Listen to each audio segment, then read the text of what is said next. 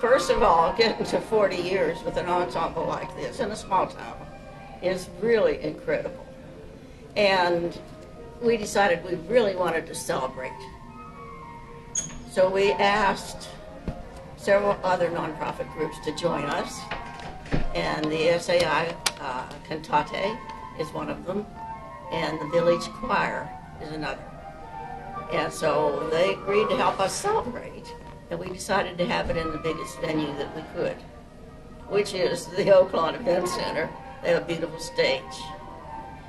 So we have pulled in a few people that have played with us before to help us celebrate, and a couple of students that used to play with us.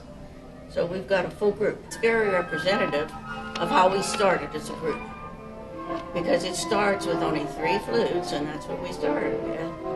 And then it adds some more C flutes, because the alto flutes weren't hardly even invented then.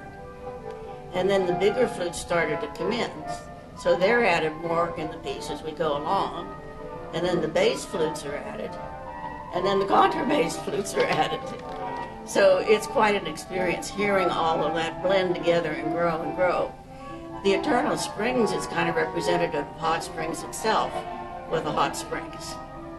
And it's representing a start of a trickle of a stream and growing into a little bigger stream and making it all very peaceful, tranquil, and eternal. When I moved here, which is 40 years ago, my husband and I started a music store. We both taught music. I was teaching flute. I had a large flute studio. So I started a little combo with the flute studio. And some of my students were better and were able to play harder music. So we got a couple adults in the community organized. And for a while we had 2 separate groups. We had a student group and an adult group. And then we combined the 2 groups.